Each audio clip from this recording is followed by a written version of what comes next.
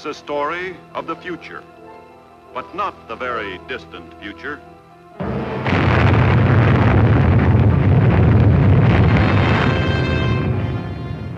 It is a story that might have taken place the day after tomorrow. Like all stories of the future, however, its beginnings lie far back in the past, as far back as the first man on Earth to gaze at the stars and wonder if someday, somehow, he might travel to them. Travel through space. In the years following the Second World War, two basic patterns began to influence the growing science of space travel. Rockets or guided missiles grew larger and larger. Atomic power plants grew smaller and smaller, compact enough to be contained in a submarine, finally in a rocket ship. Immediately, by special order of the President, a new agency was formed, CIFC, Civil Interplanetary Flight Commission. So, with almost unlimited funds voted by Congress, this commission began its task: research in new fissionable materials, more research in non-fissionable metallic alloys to make rocket tubes that would not be melted like wax by their own atomic blasts. Sometimes mishaps occurred, and men paid for them with their lives. But the work went on.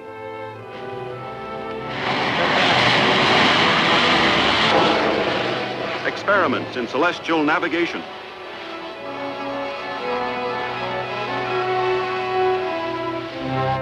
astrophysics, aerodynamics, until finally only one obstacle remained.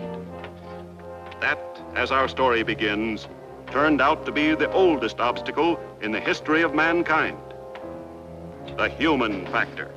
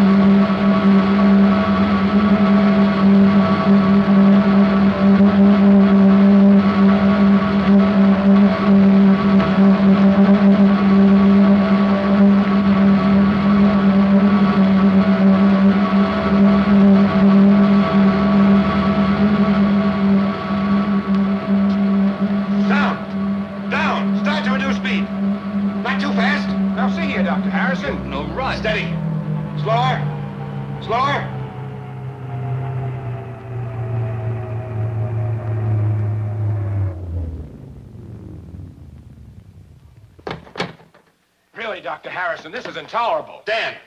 Dan, are you all right?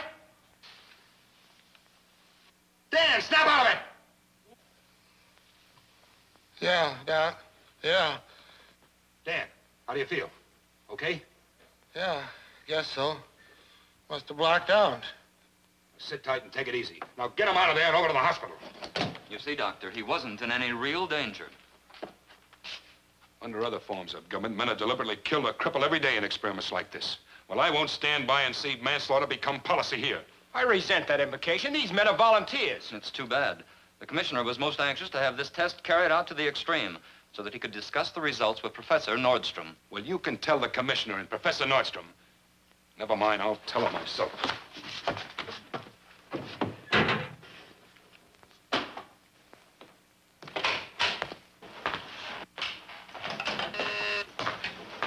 The commissioner's office. Oh, good morning, General. Yes, Professor Nordstrom's with the commissioner now. No, I'm sorry.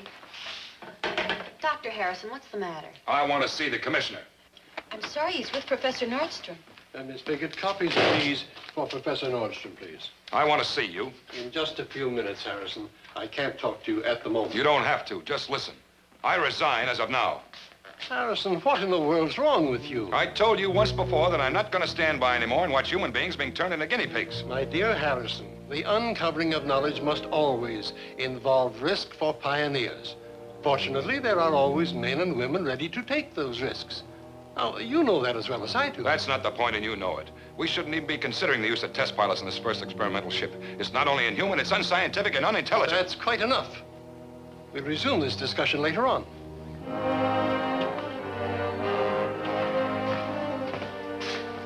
My, you are in a state.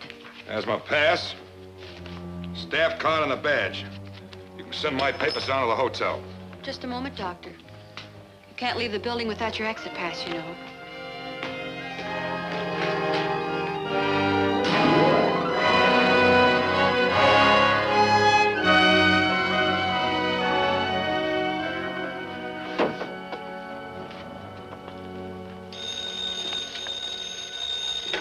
Yes? Dr. Harrison, this is Gilligan of Transglobal News. I'm down in the lobby. As far as I'm concerned, you can stay there. Well, hold on, Doc. All I want to know is what's going on between you and Professor Nordstrom. Nothing.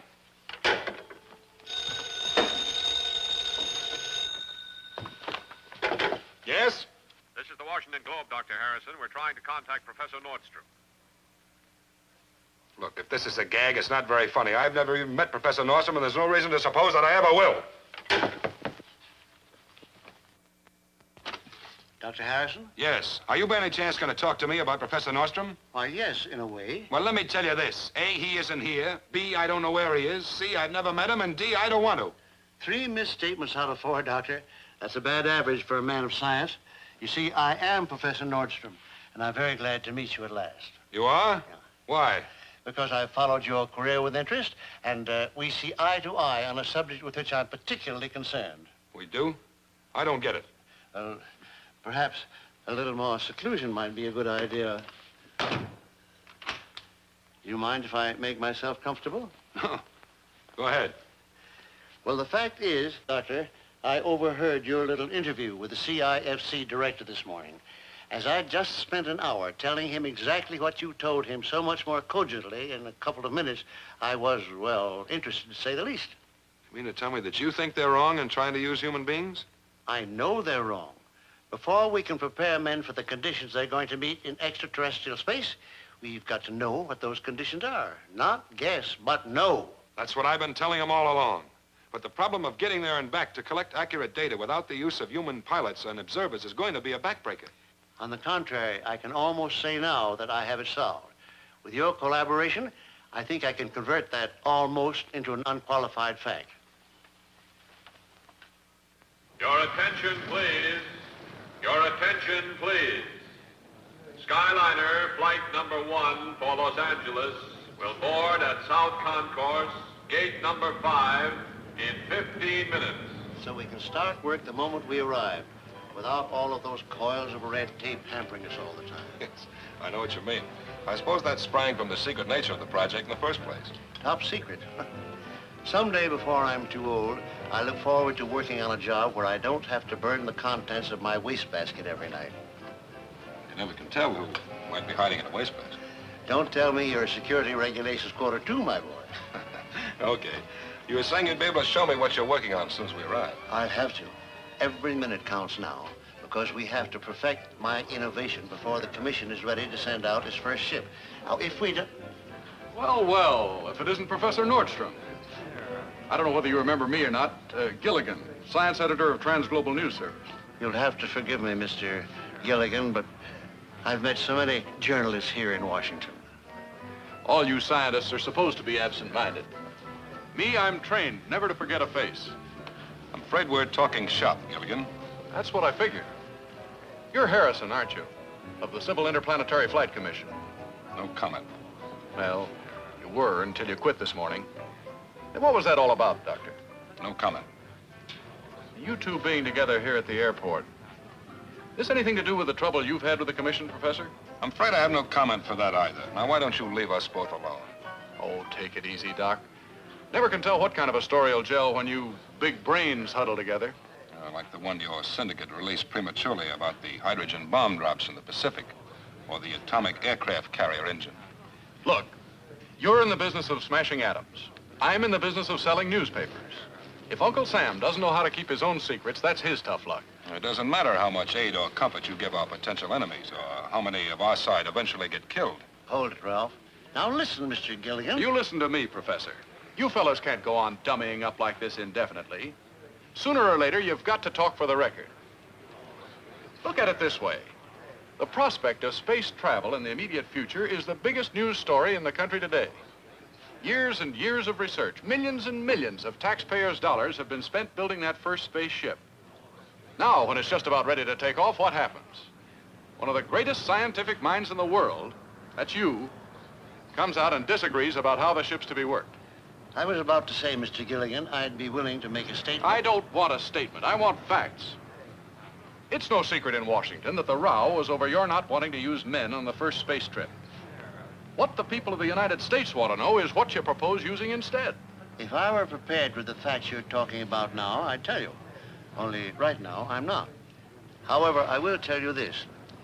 Just 30 days from now, at my home in California, Dr. Harrison and I will tell all, or at least as much as circumstances at that time will allow. I'll be there, Professor. So will the science editors of, say, 11 other press services. Well, I thought this was an exclusive. It ought to be. Do the people of the United States read only Transglobal News releases, Mr. Gilligan? Your attention, please.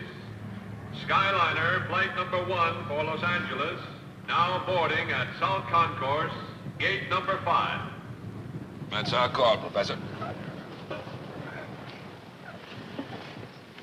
I'll see you in California, Mr. Gilligan. Okay. Okay. Skyliner, flight number 1 for Los Angeles, now boarding at South Concourse, gate number 5.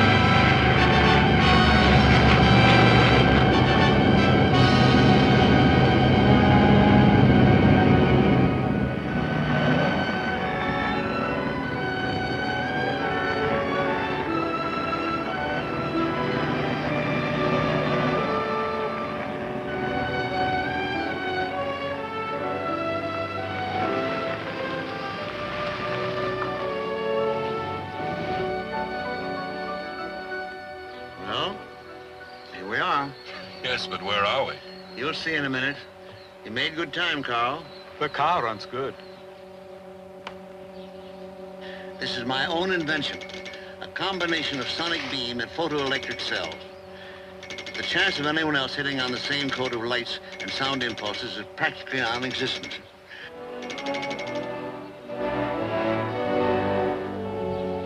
I have a whole series throughout my premises. You sound as proud of them as if they'd won the Nobel.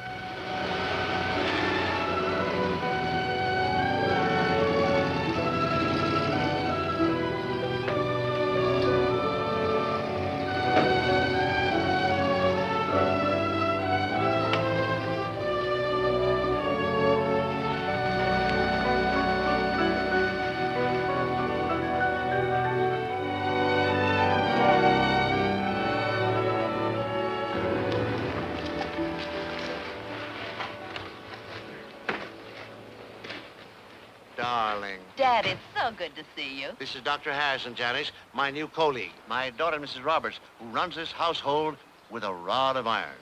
Dad, how do you do? How do you do?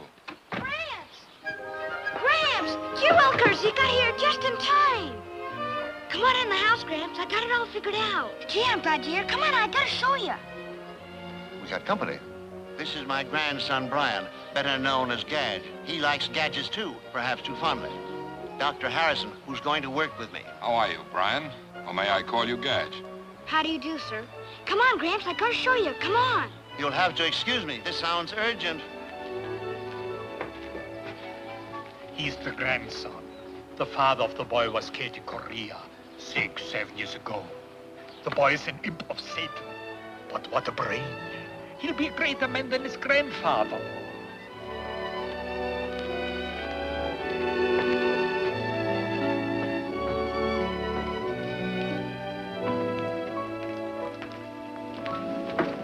Look, Gramps, I told you I had it figured out. Only first I gotta make myself as tall as you are.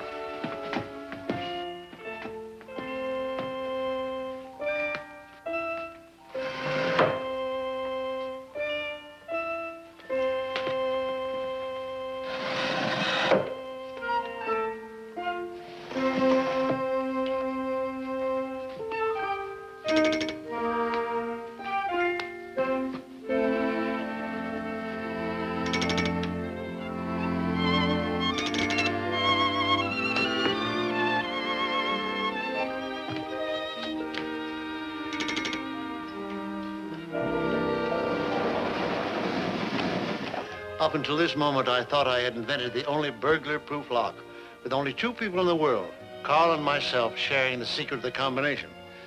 And how did you work it out, young man? Oh, logarithms.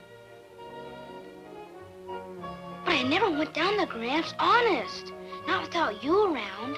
Are you sure, Gadge? Okay, Gadge. Come on, Ralph. As long as he has it open, I may as well show you what's down there. Can I come too, Gramps? No, my friend, you cannot. And I think it's time you were getting to school. I'm afraid it is, Gadge. What's the time? Time is now 21 and a half minutes past 8. Okay. Gimmicks. Always gimmicks. Let's get out of here. Wish I were down there with them. I wish I knew what Gramps was doing. I mean, this big job. Why won't he tell me? I guess it's just too important, Gadge. Nobody knows but Carl. And now this Harrison guy. Must be a pretty big job for him not to tell me. He What's never... that? Shh, listen.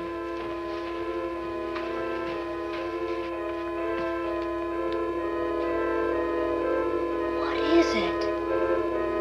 What is it?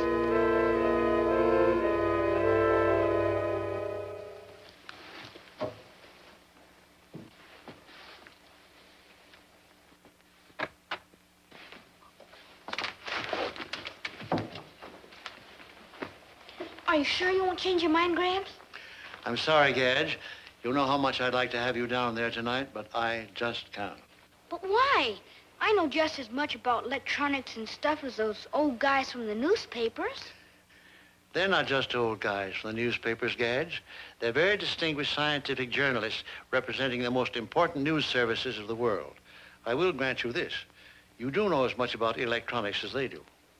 But I still don't see why.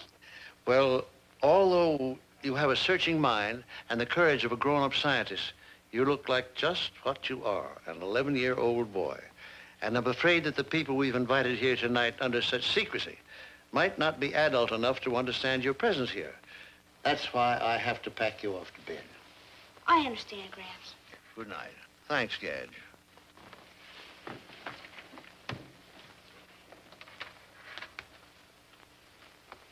Well, I guess I won't be needing this anymore.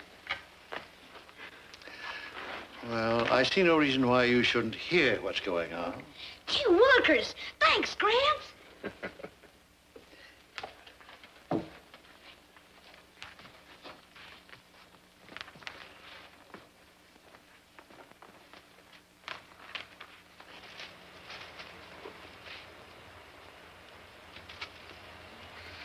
Go ahead.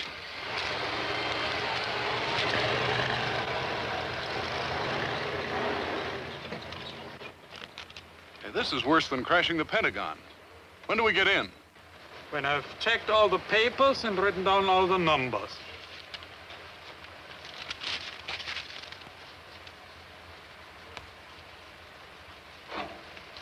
Go ahead.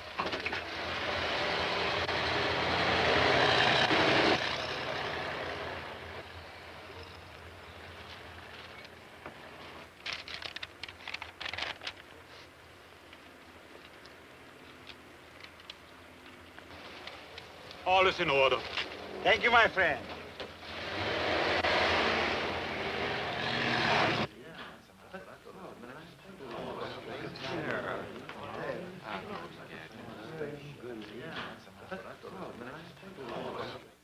Your place certainly has a lot of charm, Professor. It certainly does.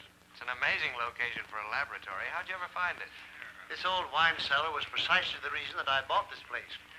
It's ideal both for security and to protect our delicate equipment from surface vibrations. And now I think we'd better get started. Won't you be seated, gentlemen?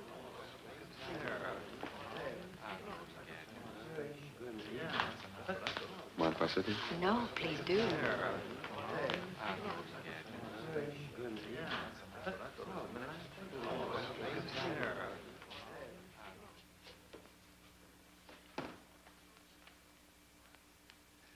As you know, gentlemen, it is my contention, as well as Dr. Harrison's, that to man the first experimental spaceship with a living crew is a useless and unwarranted risk of human life. The research programs so far conducted by the Armed Forces and the Civil Interplanetary Flight Commission have been well planned and executed as far as they go. But they deal only with the easily deducible, obvious hazards of what we call space. Cosmic rays, disorientation, weightlessness, but they cannot guard against the unknown hazards. Without the results of actual observation and recording of data, no man can possibly know the conditions existing outside the atmospheric envelope of this Earth. He can only guess. And to me, the word guess cannot in any circumstances fit with the word science. Now, you say you must have the results of actual observation, yet you're opposed to sending human pilots to get them. Aren't you talking in contradictions, Professor? No, Mr. Gilligan, as you will see for yourself.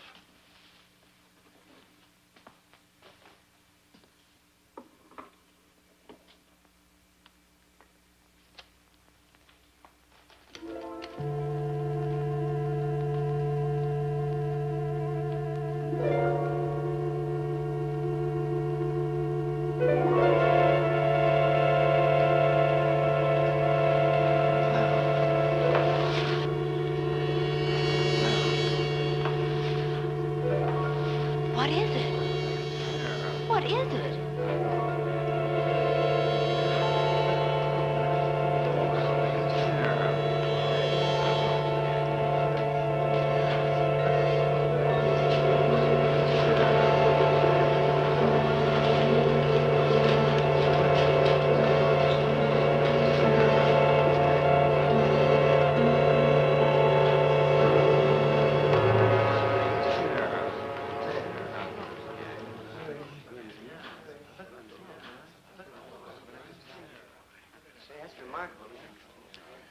Well, gentlemen, meet Тобор, a childish joke of mine. Robot spelled backwards. Well, since this is your invention, Professor Nordstrom, I suppose we can be sure this isn't just another movie Frankenstein. You certainly can. In fact, the term robot is hardly accurate in spite of my joke. I would prefer to say an electronic simulacrum of a man. Oh, gosh. Oh, gee willikers. Are you trying to tell us that this pile of tin could actually pilot a spaceship? Exactly. Now, you control this thing from that box by some sort of electronic wavelength or something, right? At the moment, I do, Mr. Johnson. Oh, well, how do you know that the wavelength will be powerful enough to work outside the Earth's atmosphere? I don't, sir. But that doesn't matter very much because I'm not going to need them there. You see, Mr. Johnson, this control system is only a temporary expedient to activate Тобор during the early stages of his development. From this point on, he will be guided by a totally different method. How about a little fill-in on that, Professor? You mean something new, something we've never heard of? On the contrary, gentlemen, I'm sure most of you have heard of it, although I imagine few of you will believe in it. ESP, extrasensory perception. You mean that stuff about projecting thought images by telepathy? Mr. Gilligan, you're not too far off.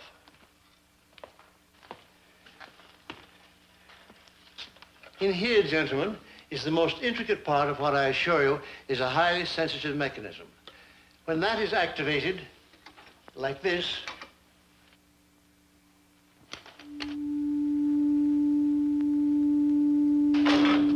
Oh, he looks alive. that is an illusion, my dear, caused by reflected light in the eye tubes. And yet, in a way, Тобор is alive. For even though much work remains before he's completed, he is already a sentient being. The sentience may be synthetic, but is there nonetheless. A necessary adjunct to the recording of all experiences our human space crews may later encounter. A sentient being? You mean this thing can feel? Well, let me put it another way. Even in his present unfinished state, Тобор will react to emotional stimuli. Janice, help me with a little experiment, will you? Gentlemen, I assure you there's no collusion here. I'm merely going to ask Mrs. Roberts to approach Тобор and feel friendliness toward him. Think goodwill, as it were. You can do that, can't you, Janice? I'll try. All right, then go ahead. Just don't make any gestures. Just hold the friendship thought. He does look almost kind, doesn't he?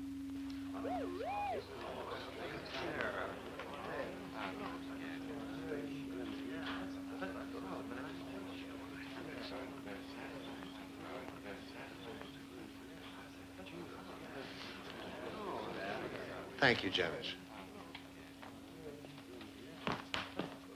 Could you get a reaction from some other emotion, Professor? And from a stranger? Say from Johnston here. I think we could manage to do that. But why don't you make the experiment, Mr. Gilligan? Do you suppose you could contrive to feel enmity toward Тобор? Yeah, I suppose so. Yes, sure I could. Very well, then. Suppose you get up and take one of those fire axes from the wall.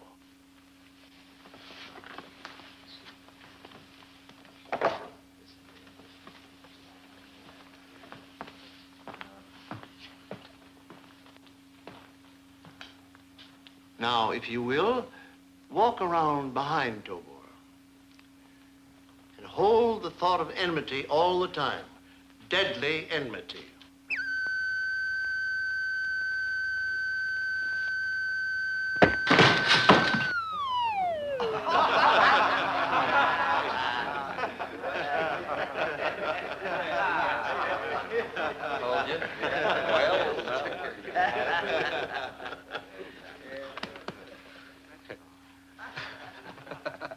Well, there you have it, gentlemen.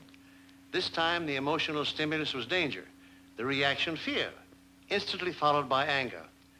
You have just witnessed the complete cycle of a synthetic instinct, self-preservation.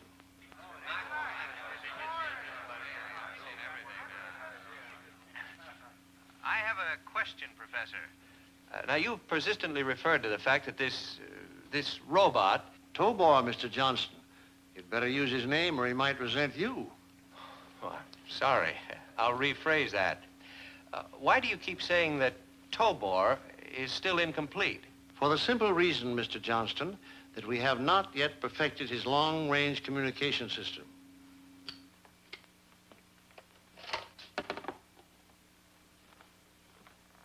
As you know, gentlemen, at each end of such a system, there's a power unit, a transmitter, and a receiver. Here is our receiver, Тобор himself. When he is switched from direct to infinite control, he is capable of receiving thought impulses over any conceivable span. It is only the transmitter which Dr. Harrison and I are in process of perfecting. How about giving us a look at his innards, Professor? Or are they top secret, too? I don't mind if Тобор doesn't.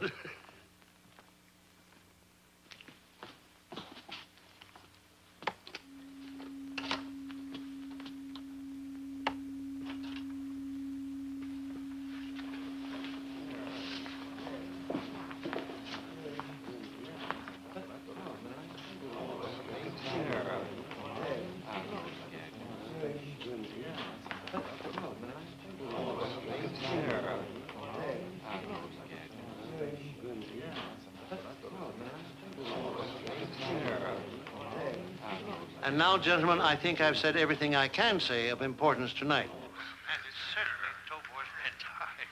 I gotta see Tobor. I just gotta.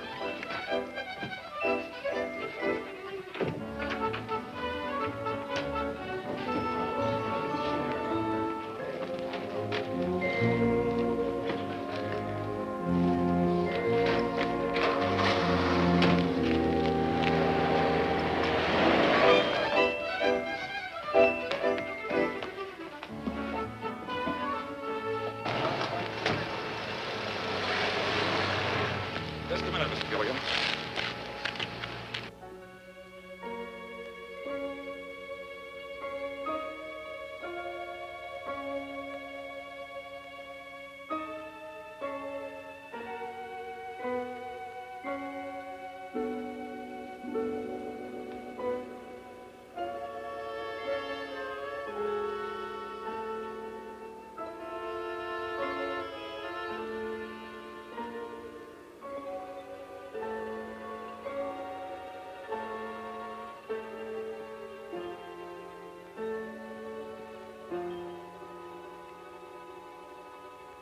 I'm not questioning your integrity as a journalist, Mr. Gilligan.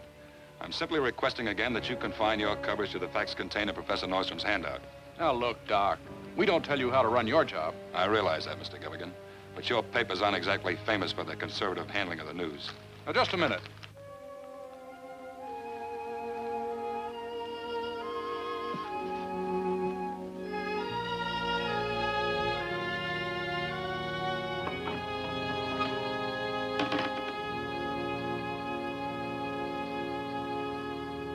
That's the trouble with you scientists. You won't face up to the facts of life.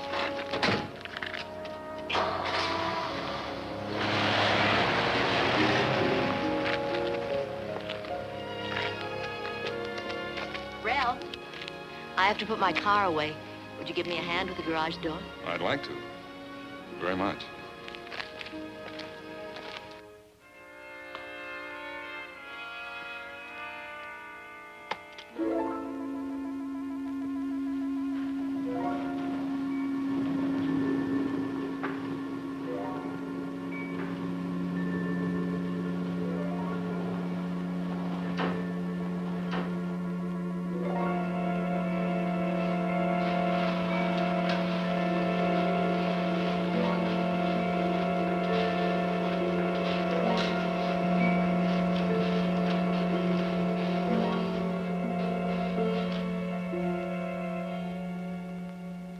Gee, Tobor, you're beautiful. Glad you could make it, gentlemen. Goodbye.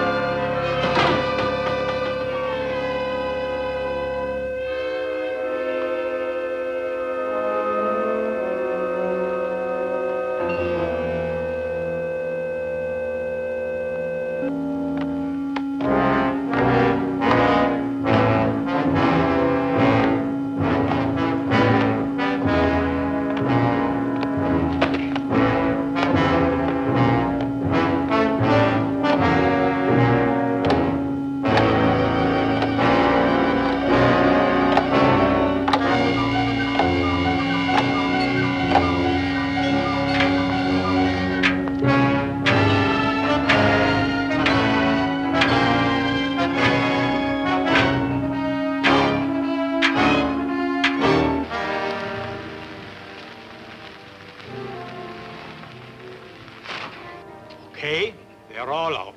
Very good.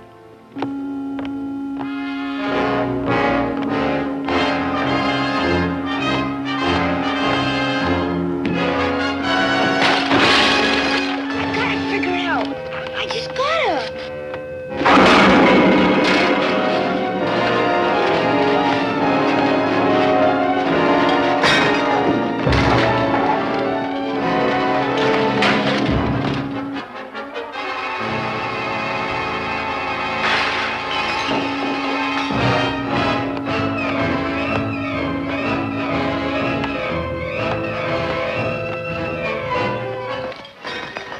It's Gadge. I'll bet he's doing it.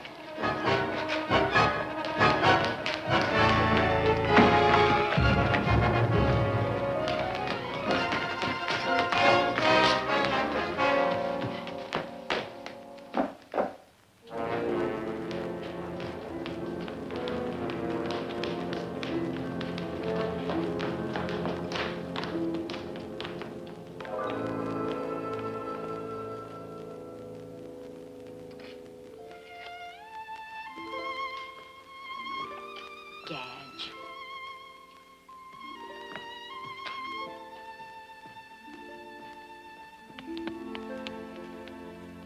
That little so-and-so. Do you realize what he did? He actually worked out all those controls and got Тобор back in his box all within 5 minutes. Dad, you're wonderful. But he was bad, very bad. You go to bed, Janice. Ralph and Carl and I'll get this rubbish all squared away. Good night. Good night, darling.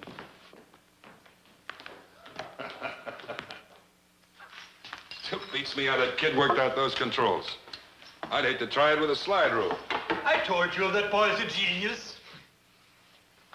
Hey, wait a minute. 9, 10, 11, 12, 13. How many news services did you ask to send representatives tonight, Professor? 12, as you know. Why? Because there are 13 empty chairs, and tonight every one of them was filled.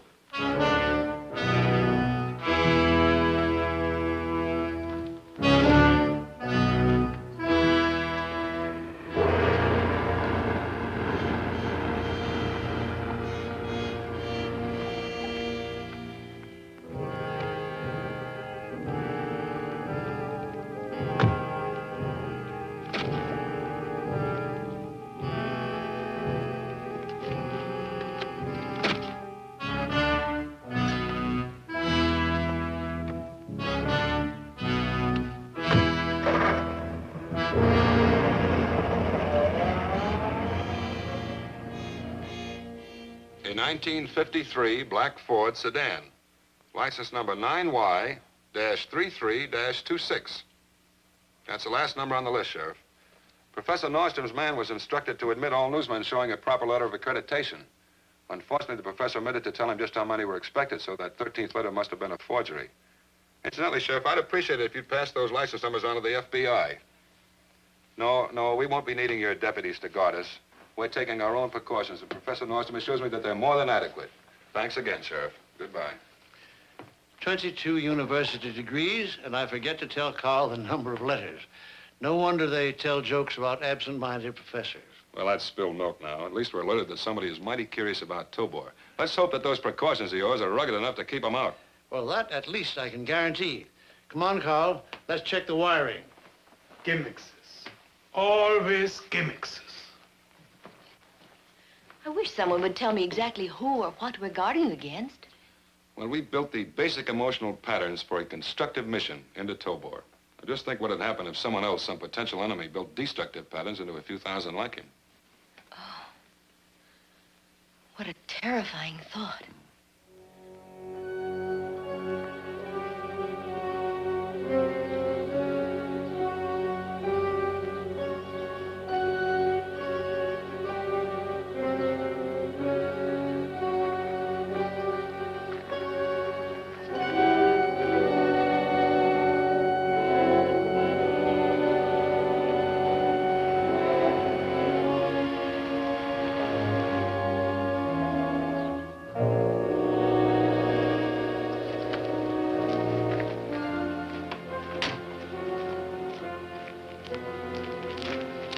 Anything new?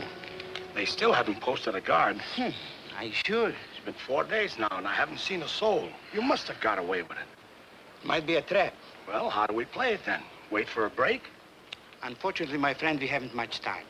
The highest party officials are concerned. They feel that once Nordstrom has perfected his control system, the federal government will take over. It will be considerably more difficult for us to get at it. And so? So we get into the house.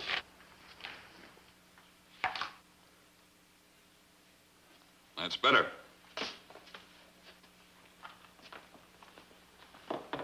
See, I rigged the telepathic pickup so that it fits behind the ear where it's close to the sensory brain centers. It conveys every impulse to the control device here where you can increase or diminish the vibrations. The whole thing fits as comfortably as a hearing aid. Excellent, Ralph. Excellent. Now, here's the transmitter receiver. I moved the tuning band to this end. Beautiful. Now, that's all set. You want to start? I think you ought to operate these tests, Ralph. This whole new system is your work. No, you go ahead. All right. I worked out a series of reaction tests. Here they are. Mm-hmm.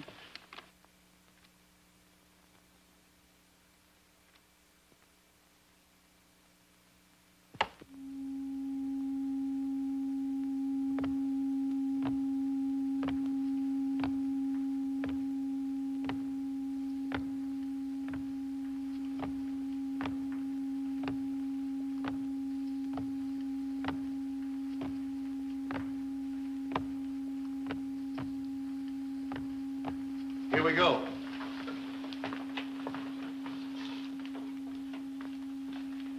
All right.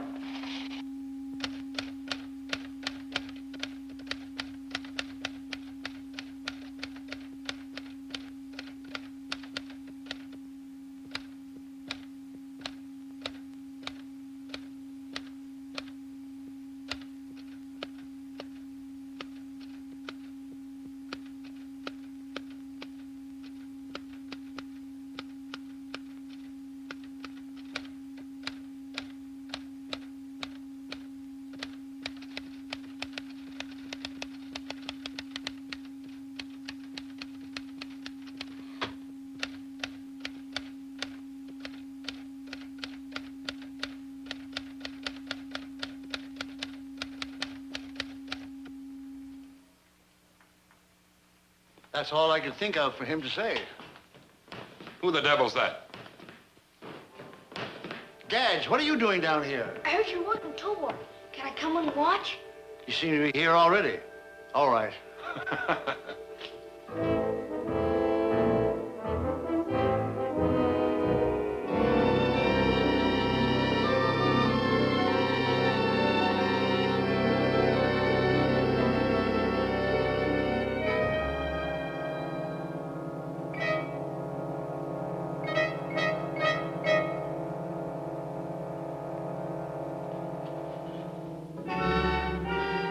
Okay, Ralph, black out the screen. Let's see how he adapts himself to the sonal compass.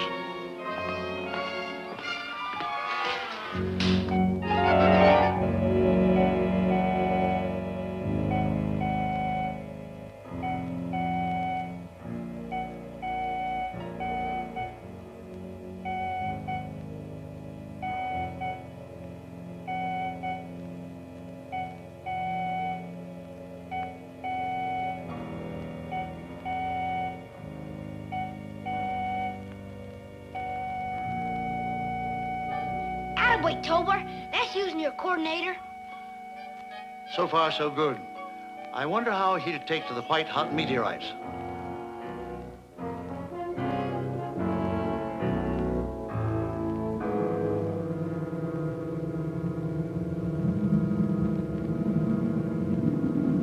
This is a tough one, Gadge.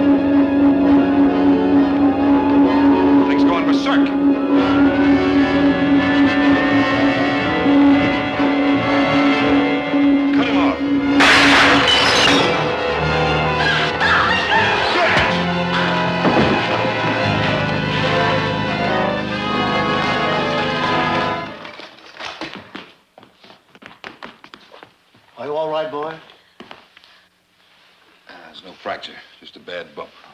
Come on, son. Easy, Gadge. You darn old Тобор, you better watch out. Easy, Gadge. Тобор can't hurt us now. Wonder exactly what happened. I think Тобор suffered what in a human being would be a nervous breakdown.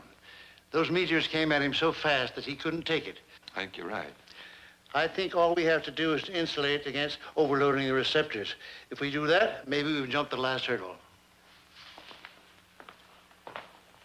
What are you doing now? Well, switching them on again. Those receptors must have cooled off by now. Let's see if he's still functioning. You're all right now, Тобор.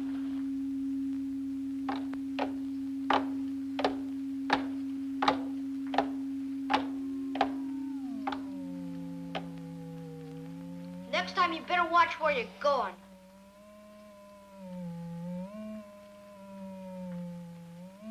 There's another one of Tobor's synthetic instincts. Concern for the young. Race preservation. Or to put it less academically, human love. Okay, Тобор. I guess you didn't know what you're doing.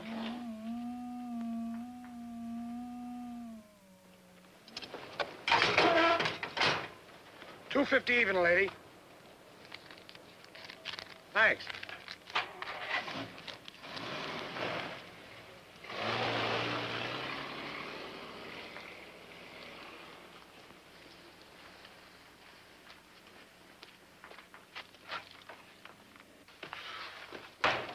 Okay, just another customer. Will you be through shortly? Another half hour ought to do it. Good. Soon I'll have to leave to fetch Dr. Gustav. When do we make our move? Not before midnight. Perhaps later. Depends on the house being dark.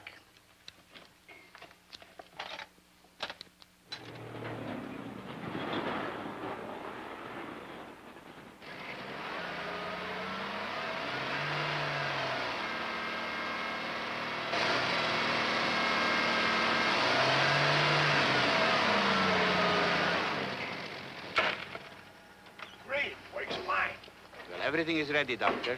I am a man of science, not of action. This is your duty. All you have to do is to inspect and photograph this work of Nordstrom's. Leave everything else to us. Paul, you go first.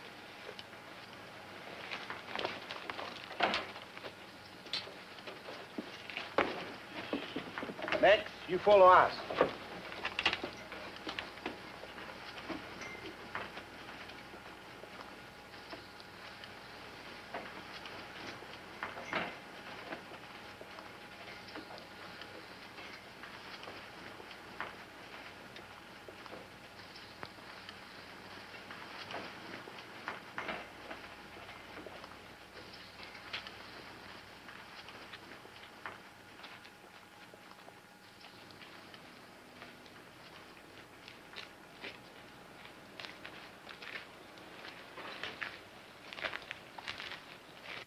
Intruders now inside electrified fence, north boundary. Intruders now inside electrified fence, north boundary. Intruders now inside electrified fence, north boundary. Intruders now inside electrified fence, north boundary.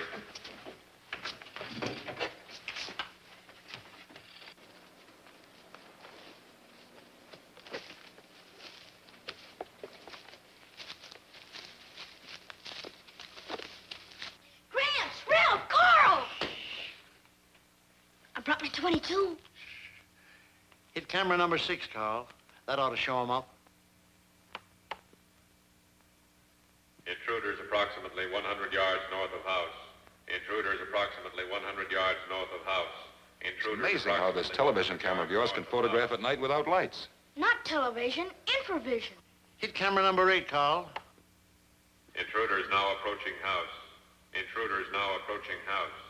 Intruders now approaching house. Intruders now approaching house. Intruders now approaching house. Now, Herr Professor? Now.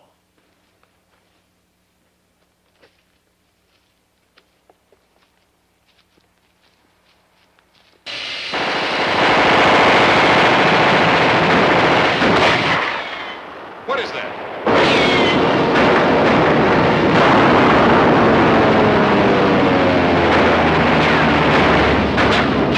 Who's shooting? That's a recorded soundtrack from a movie studio, right out of the sands of Iwo Jima. Let's go.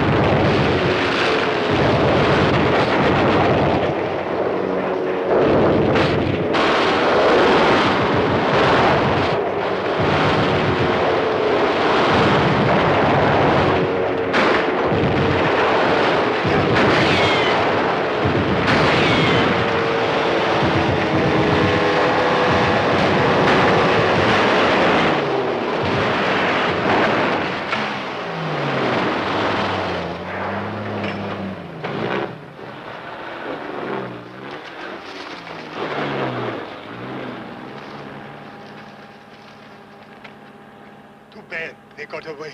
You shouldn't have pushed me, Ralph. I would have had him.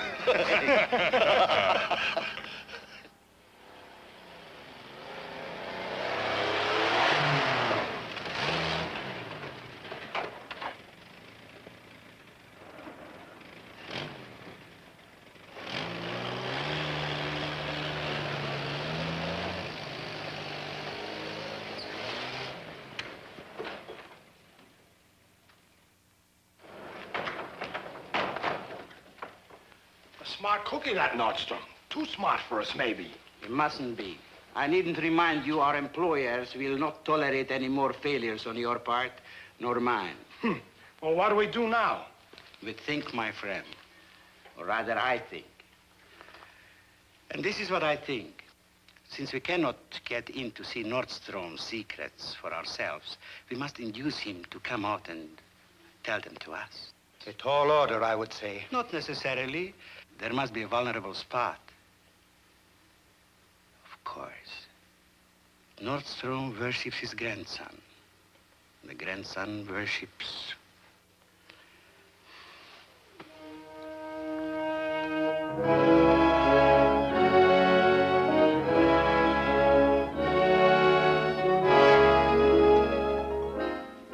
Wilkers. Mom! Hey, Mom! Hey, watch it. You better blow your horn at those intersections, Gadge. Gee, I'm sorry, Mom, but look it. Oh, wonderful. What day is it? It's Tuesday. And who's going to be your friend? Well, I'd like to invite you, Mom, but I doubt if you understand this sort of thing. Oh, no, I suppose not. Well, guess Graham's my only man. I'll go see him right away.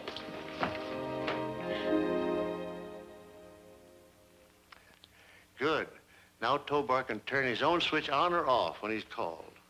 Better he should learn to clean the house and drive the car, so I can spend all my time making toys for you to play with. It's all finished. A new transmitter rod built inside a pencil.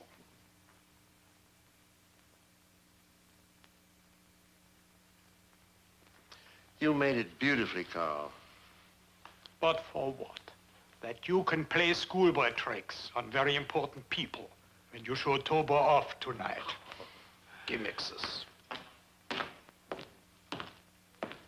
Sorry to disturb you, Professor, but I thought you'd want me to remind you about your date with Gash for the planetarium.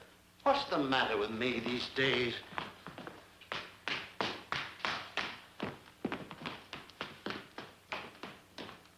Gad, where are you, boy?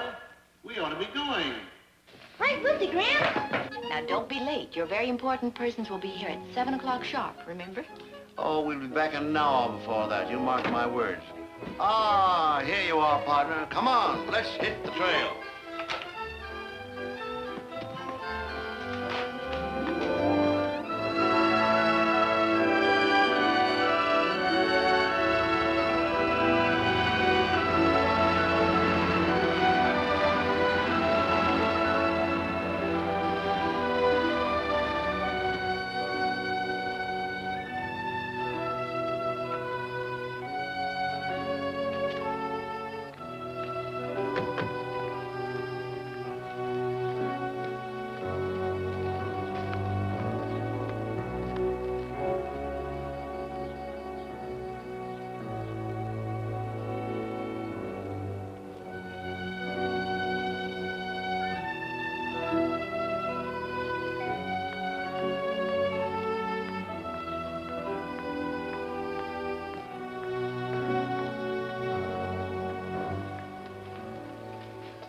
funny. Where's everyone else? Probably inside. Come on, Gramps.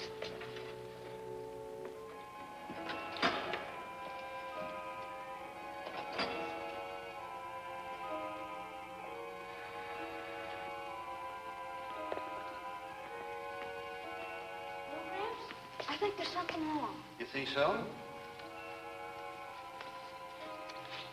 It's the right day. Yes, young man. The right day for us, if you please.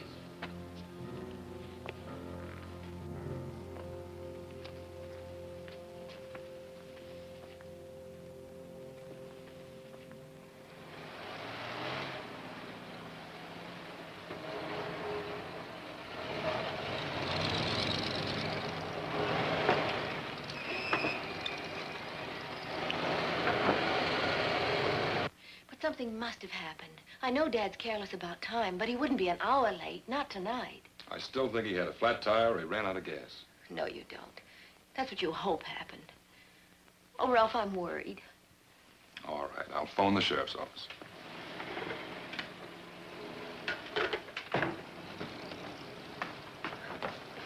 That's the brass. I'll phone from down the lab. You meet him and just tell him he'll be a little late. Come on now, snap on it. I'll be all right.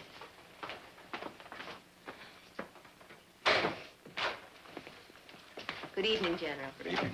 Good evening, sir. Good evening. How are you? How do you do? How do you do? Good evening.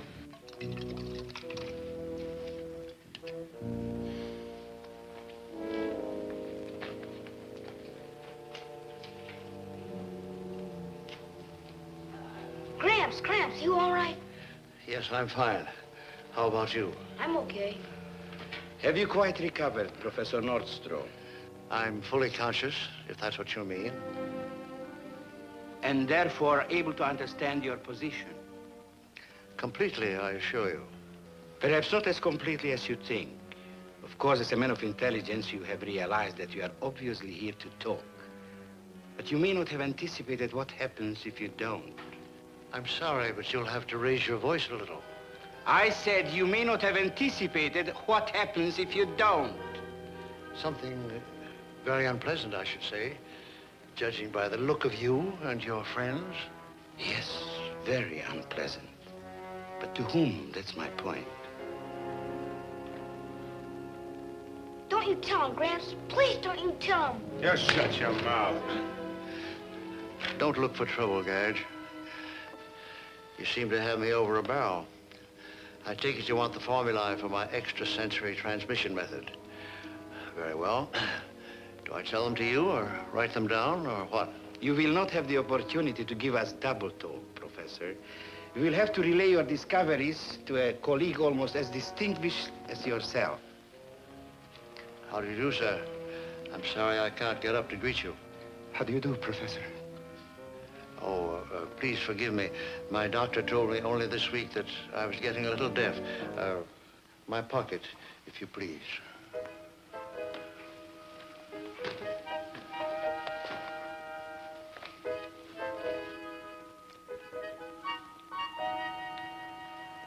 Put that over my head, behind my ear, please.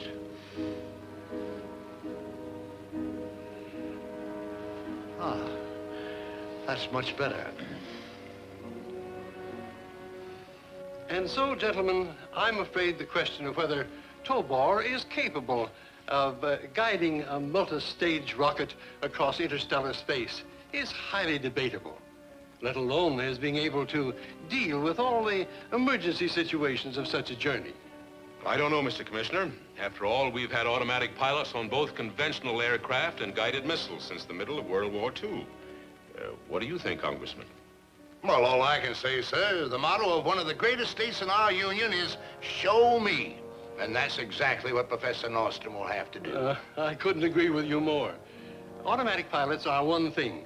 Intelligent direction of $1 billion space cruiser is something else. Yes? Yes, I see. Thank you, Sheriff. Let me know if you hear anything. A moment, please, gentlemen. It's no good trying to keep it from you any longer. About Professor Nordstrom's failure to be here. Frankly, we don't know where he is. He and his grandson left early today, presumably to visit a science show at the planetarium in Los Angeles. They were to be back at 5:30. That was the sheriff's office on the phone. They have no news of Professor Nordstrom or the boy. Neither has the Los Angeles Police Department nor the FBI. And there was no science show scheduled at the planetarium today. Well, isn't there something we can do instead of just standing around? Afraid not, except wait. Oh, Professor. All right. Now, these principles, you must understand, had to be reduced to a working form. If I could jot down the basic equations, it would save us a lot of time. Is that correct, Doctor? Most certainly. Very well. Paul, release his hands. I strongly advise you, Doctor, to confine yourself to the matter in hand. Pencil and paper. Gramps, don't you do it. Please don't you tell him. Lie still, Gadge. Don't try to get up. If you please. Certainly. As soon as I can write.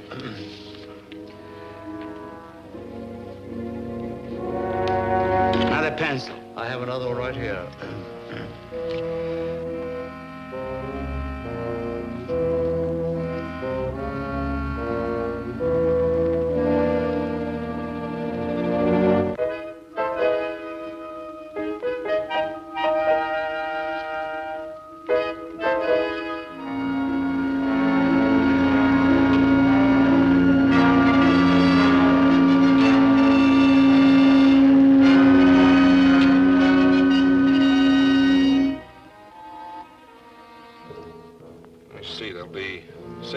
Altogether.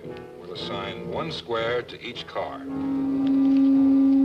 the matter? What is it? Anything wrong? Listen.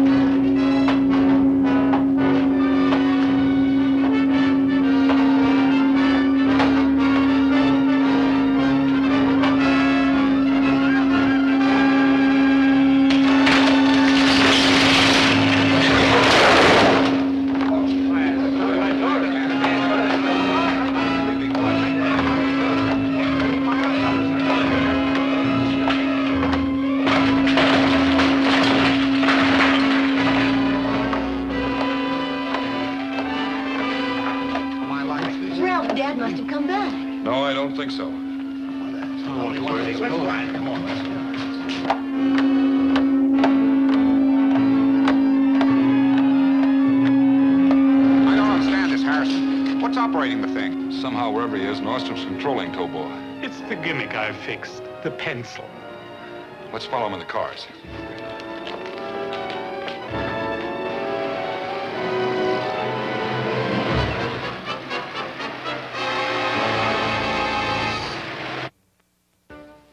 Something wrong, Doctor? Yes, I think so. This figure, it cannot be correct. Oh, I'm sorry. Just a slip. This is the 3rd slip you've made, Nordstrom. I'm very sorry. I'm trying to remember an extremely complicated formula. I should have my notes. Of course, I could stimulate your memory with artificial methods.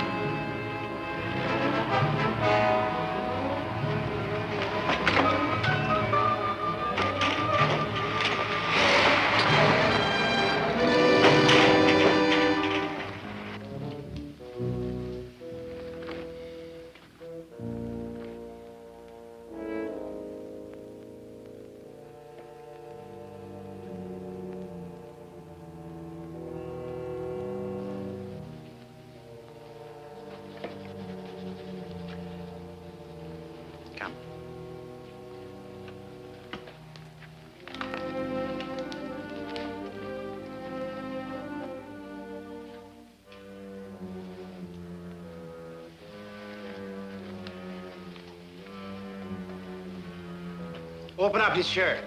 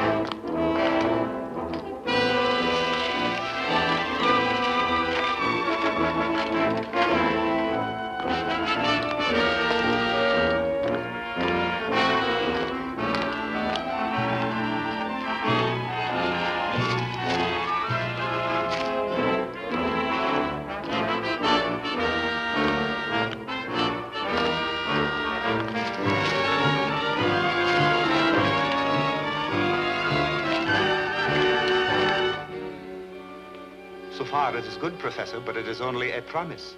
Now we come to the big step, yes? Yes, in a minute. But first, hadn't we better go over the data again to make sure?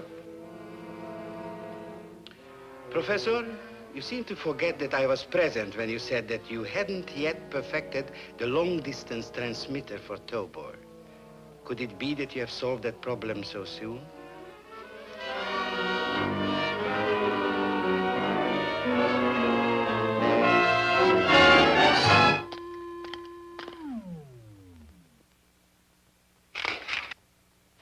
You better use mine and use it quick. I won't stand for this any longer. You'll give the required information immediately.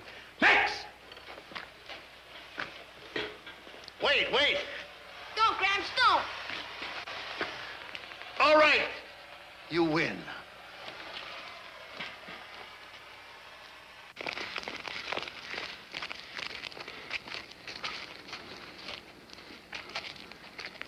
Transmitting power's been cut off. Isn't there anything you can do? I don't know.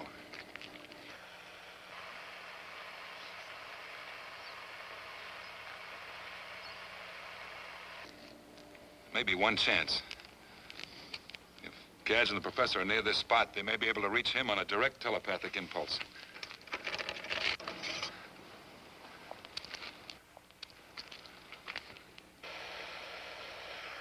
Тобор, please come and get us. Please come and get us, Тобор.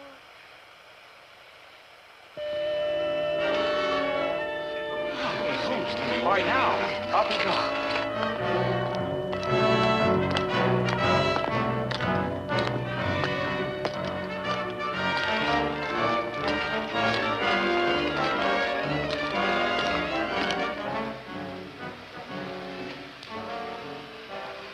Now he is cooperating. What's that?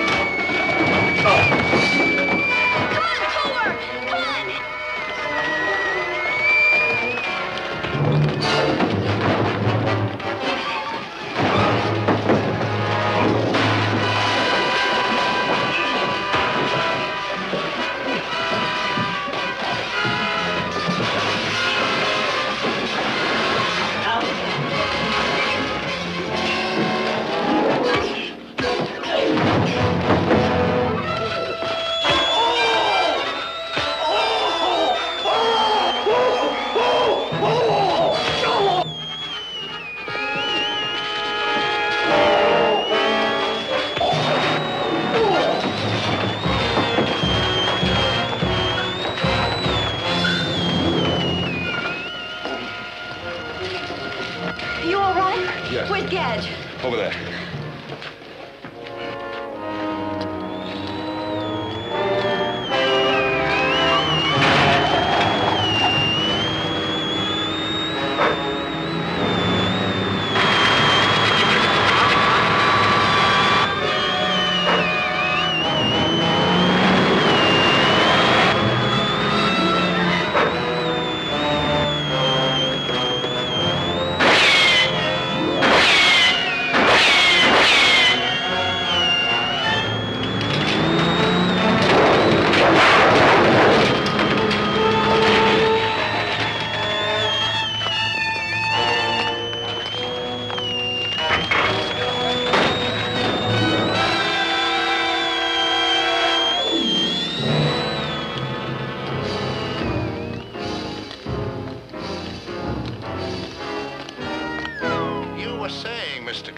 Just as that phone rang, that you doubted that Тобор was capable of reacting to emergency situations? I'm afraid I was, but I withdraw my observation.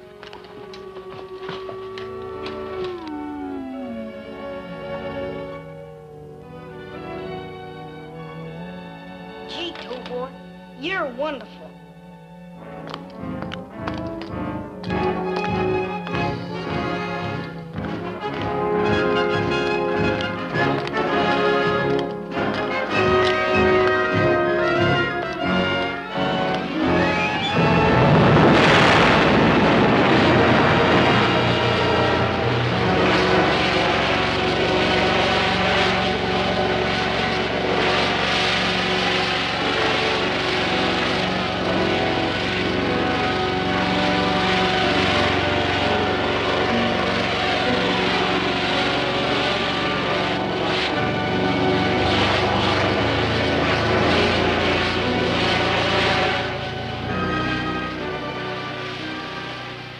Goodbye, Тобор, and good luck.